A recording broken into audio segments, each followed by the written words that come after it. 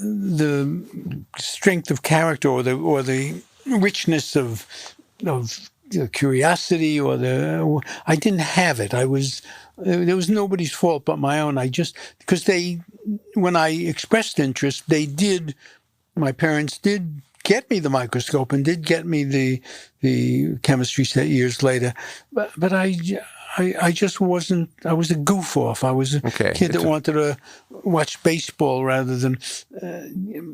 Then when I got older, I became interested in all these, physics and astronomy. Interested in only in that the large questions, the unanswerable questions, I came to the conclusion were the only questions worth asking or dealing with. Sure. Because, yes, of course, there's a great deal of difference if you're living under communism or socialism or democracy, and there's a great deal of difference in your living day to day and all these things that make up the warp and woof of politics.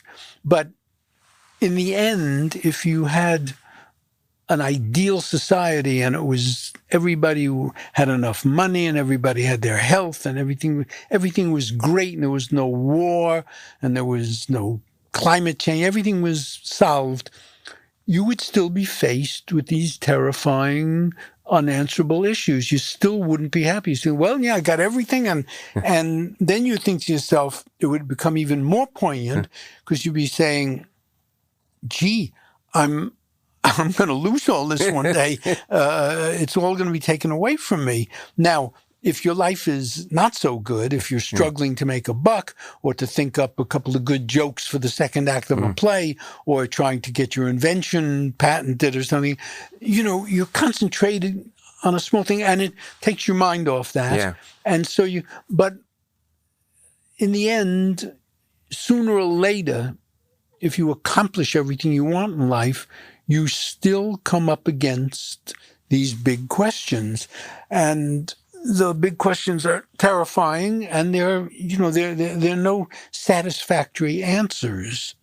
And so I keep coming back to them all the time. Yeah, sure. Yeah, because they're nagging. Yeah, sure. They're not the kind of questions you can say, well, can't answer that, and no one will ever answer it. So, but that's the scientific part of you. That's what the fact that you keep coming back to. I mean, I'm a physicist, a theoretical physicist, because it's those deep questions that intrigue me, and I keep liking to ask them and return to them. And for me, almost the questioning is as important as the answering. The fact that you keep searching. I guess I find the conclusion equally the same, that the universe is meaningless and it's all going to end miserably. But right, you want the answers, but it isn't necessarily the answers you want. You want a certain set of answers, and it's not the answers that you're getting. Well, no, I'm willing to take whatever the universe gives me, and it doesn't bother me the universe is going to end miserably. It's sort of, for me, it's always kind of, and we'll get to it because I want to talk. Why doesn't it bother you? It's a worrisome thought. It's a bothersome thought that the universe is flying apart and everything will be gone. It makes the fact that you and I are here chatting so much more amazing to me. I guess that's my attitude, is that yes, we're cosmically insignificant and we're going to be gone and human civilization is going to end. And no, the universe doesn't care about us. In fact, it's trying to kill us in many ways. Doesn't matter. And it's sure it's expanding and it's eventually going to become cold, dark, and empty. But hey, that means what an incredible stroke of fortune it is for me to have this little time with you. No, you have to think about these things in fairly grim terms. Sophocles said, better never to have been born at all. That's the greatest blessing. I don't know. You're here for a short amount of time, and you search for answers. Yeah. But I feel that I've never been searching. I've been searching for the answers I want to hear. I don't want to come up with the answers you come up with. You, as a physicist, come up with substantial answers about the real structure and working of, but those are not fun answers to hear.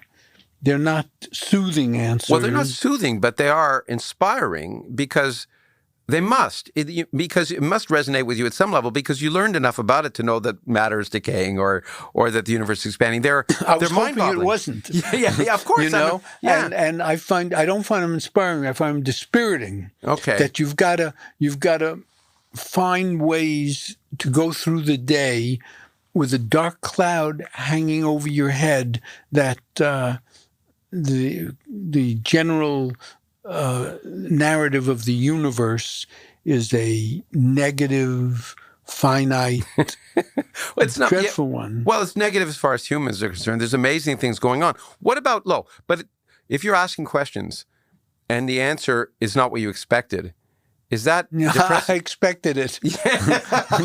That's the problem. No, well, and I got it. You assume the universe is miserable, and it is. But in life in general, if you're asking questions about anything in the terms of your art and what you're working on, and the answer comes out to be something you totally didn't expect, isn't that make you happy, or does that? If it's good, if the answer is the 7 numbers to the lottery, yeah, fine. But no, if the answer is if you're a little kid and you say, hey, how long do we live, to your mother? Yeah. And she says, oh, people live to 100. And then you get older and you say, hey, wait a minute, the life expectancy is 78 or something.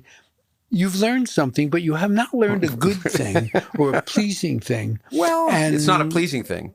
I'm not sure whether good. But if you know it's shorter, then do you think it becomes more precious, or it becomes more anxiety ridden? Okay, good. Well, we'll get there because I can. Well, there's issues. I mean, because I've been reading you a lot and listening to you a lot to prepare for talking. One can deal with the absurdity of life, and if you want to call it meaninglessness, absurdity, in a variety of ways. But one of the ways is comedy. Surely. I mean, did you get... very unsatisfying. Well, none of the ways you're thinking of are satisfying. They're all selling yourself a bill of goods. Well, maybe they are, but what else can we do? In fact, when did you find out you were funny? I've always been...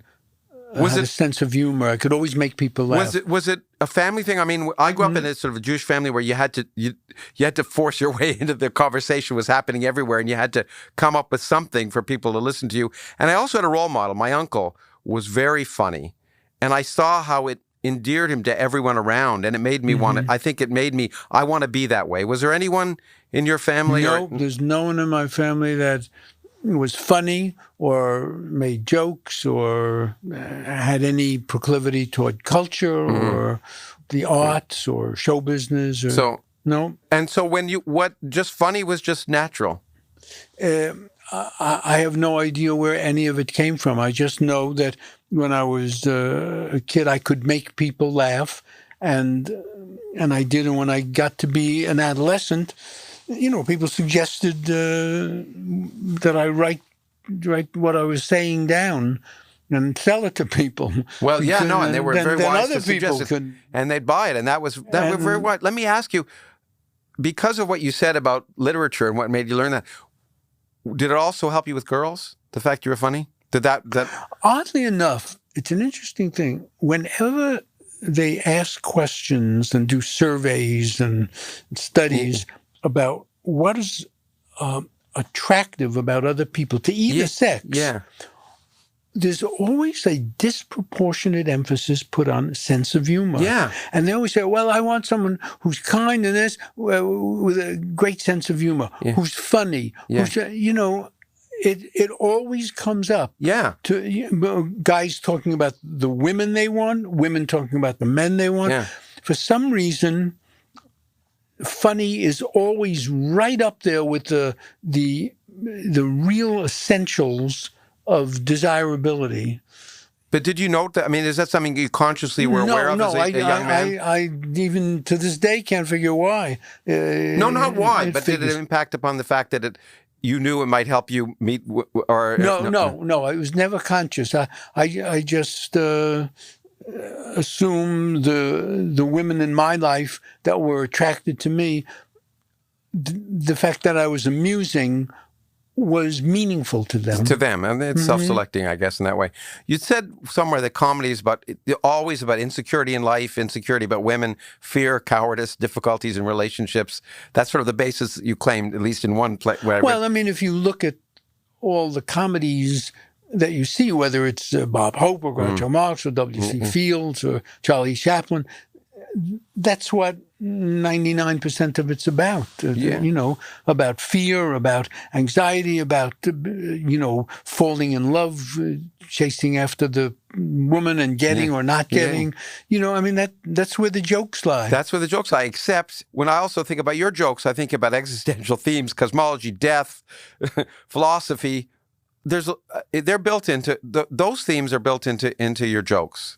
And they're much sort of, if you wish, a grander. And as you once said, the only questions worth asking are ultimately sort of those existential ones. In my opinion, someone else would come to a very different opinion and feel that, you know, there are many questions. There are starving people, and there are terrible things that need attention. And my stuff is all, you know, irrelevant nonsense. And meanwhile, the practical pain and living and suffering of real people is what they have to deal with. I didn't feel that way. I mean, that was just I don't mean to inflict my ideas or my feelings on other people. For me, I just felt, given the circumstances of my life and what I observe around me and read in the papers or read in books, that those questions are questions that you ultimately have to come up with. When I did my movie, Stardust Memories. Stardust Memories, yeah, which is one of my favorites. I felt that was a question. People would ask me, gee, the character in your movie has got fame and money, and what does he got a right to complain? Well, he was complaining because fame and money does not make a happy person, is a cliche, but does not make a happy person. And he was complaining about that. And he was complaining, he was a lucky guy. He was complaining for the millions of people that don't have anything and have to wrestle with day-to-day living and all the terrible cruelties of life. But, that's what I'm asking. In some sense, everyone seems to think all your movies are autobiographical. Why they do is an interesting question. They don't assume other people's movies are autobiographical. And I wondered if it's because the character you play in movies is a natural outgrowth of your stand-up. And so people always see the same, to some extent, the same character from the time you were before you're making movies to the time after, and therefore assumes it must be you. I once heard Marlon Brando say in an interview that people confuse him with the characters he plays, and that he was not like that. He was not Stanley Kowalski, and I'm not like that. I think but if you see Charlie Chaplin, for example, you know, this guy puts on a little mustache and his cane and his hat. I play in a movie, and this is what I wear. So they understandably think that the guy in Annie Hall or the guy in Manhattan or the guy in any is me, give or take a few emotions or a few exaggerations. And sometimes it is true that the character will be saying something that I babble about in life, but the characters in my movies are greatly exaggerated because otherwise the movies would really be dull. If I was the character in the movies, you would go to sleep in the first reel or leave the theater. So I have to exaggerate the characters tremendously. In real life, I'm not like I am in the movies. Maybe there's a touch here and there, a touch there, but I think it's amazing. And I have to say, when people find out I know you, the first thing they say is he like he is in the movies? And I think it's the most, I've read other people say the same thing. It's the most amazing thing because you are not at all, in my experience. No, I'm not. Like the characters in the movie. ironic, relaxed, thoughtful, not particularly neurotic as far as I can see. All of those things, and it's kind of interesting that those characteristics are what people. Well, it works. I mean, it works in the movies, and it's done very well for you. It's an exaggerated character, but in real life, I've led a very middle class, productive. Well-disciplined, responsible life. In the movies, of course, the character I'm playing is frantic and neurotic and meant to be amusing, Sure. trying to amuse people. But people think that. But if you were around me for a while. Mm-hmm. And I don't mean this self-deprecatingly or facetiously, you would see that I'm dull. I get up in the morning and, what do I do? The treadmill, and then I lay down in my bed and write and practice my clarinet and take a walk with my wife and, and then watch a basketball game. There's no real adventure in my life. No. But there is in the movies that you make, and I think he said something like the artist creates his own world. That you can make the adventure in your writing. But yes, you have to. You're obliged to.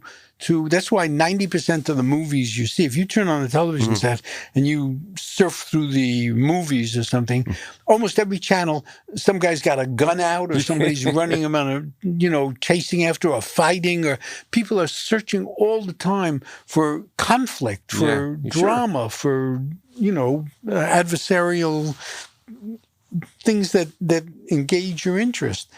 But the truth of the matter is, most lives, and mine certainly, is very quiet and very uninteresting. One of the characters in one of your movies, to me. Yeah, well, one of the characters in one of your movies said, "Life doesn't imitate art; it imitates bad television."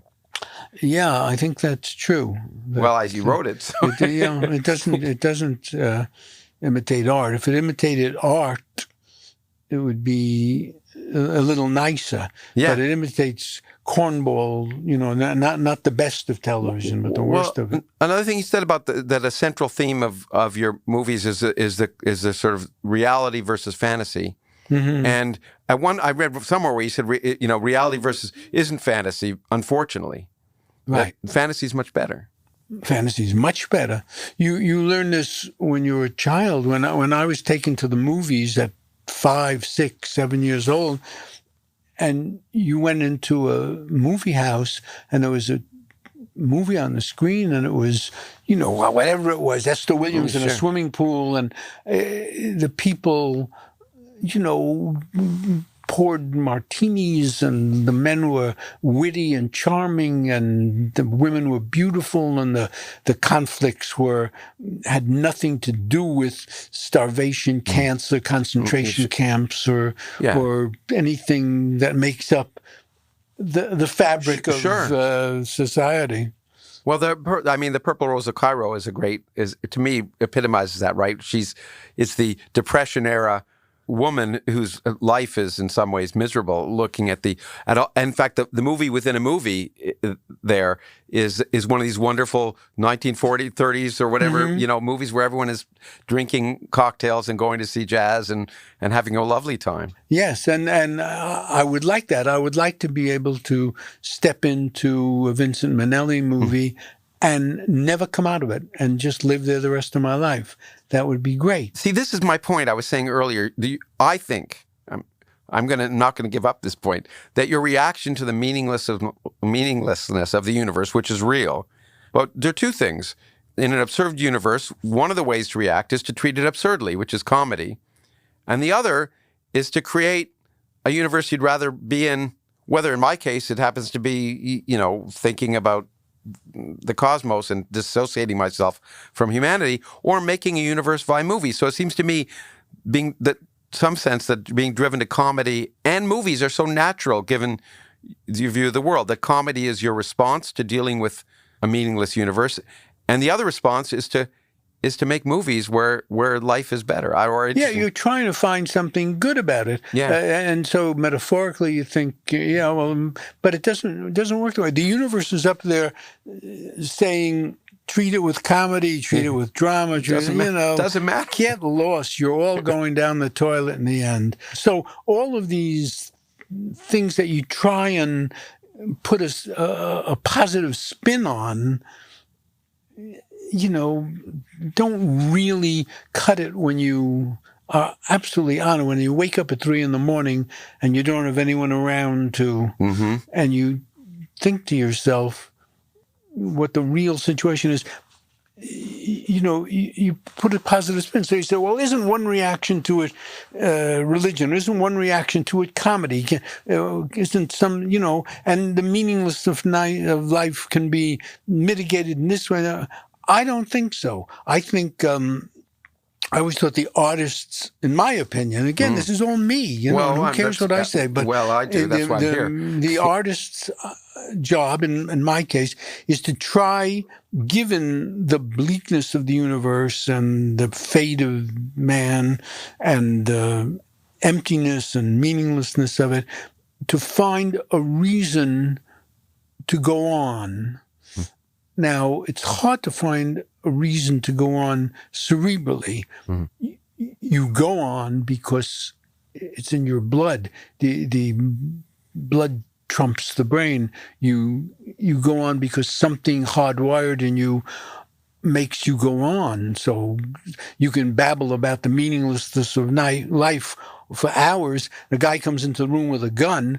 All of a sudden, the meaninglessness vanishes. You grab the gun, you wrestle with him, I run. But, that's what you do. Now, all you can do is try and find some way to, and it's very hard to find a reason to justify life cerebrally. I go on with life because something in me is frightened not to, tells me to, urges me to preserve myself and to keep going. It's hard for me to make a case for it cerebrally. And so I'm trying in work to make a case for it and to explain to you how you can cope with this terrifying, flying apart, meaningless, absurd universe. And the best I've been able to come up with is that you can only distract yourself from reality. That if you come nose to nose with reality, you're not going to like it. And the real situation is you're checkmated. You're not going to, there is no good answer. And you can come up with these metaphors or or religious things or philosophical explanations. But in the end, it's a bad deal that we've got. It's a bad situation. And all you can do is distract yourself. You can watch a show, you can watch a movie, you can get involved in your kids' problems, tutoring them. You can get involved in trivial stuff so you don't have to think about it. And that's the best advice you can have is don't think about it. Well, actually, this is interesting because you talked about Stardust Memories. You talked about the fact that this comedy director is now faced with the fact that, but it's not what he does isn't meaningful. He's not dealing with the world's problems, and it's bothering him, and he goes around and he annoys everyone around him with the fact that he doesn't want to make funny movies anymore. He doesn't think it's worthwhile, and then he meets these aliens. And he sort of tries to ask what's the meaning, and they're basically saying forget it, and they say to him, if you want to do mankind a service, tell better jokes. And in some sense, that's what I see as the movie version of what you just said, is that you do mankind a service by telling jokes. You're distracting them from. Yes, it's you're in life. And it's hard and harsh. And you read the papers, you watch the news. Yeah. Your own life is therefore closing on your car. And so you go into a movie house. Yeah. Now you can go into a very serious movie, and it will confront some of these problems, but you never get a satisfying answer. You get some spin that the director or the author wants to give you. But let's say you go into a musical and you completely forget about your problems for an hour and a half, and then you walk out and you're refreshed because you've had a breather, you've had a cold glass of water on a hot day, you're refreshed and you can go on with your life.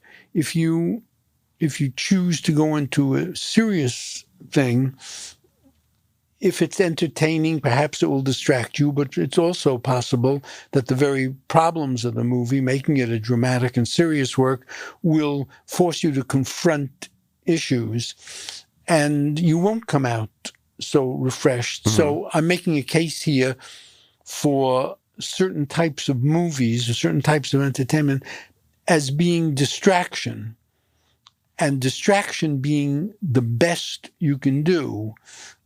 That's why I watch so much sports. I was going to ask you about sports. Yeah, go on. Tell me why. Because it's a distraction, and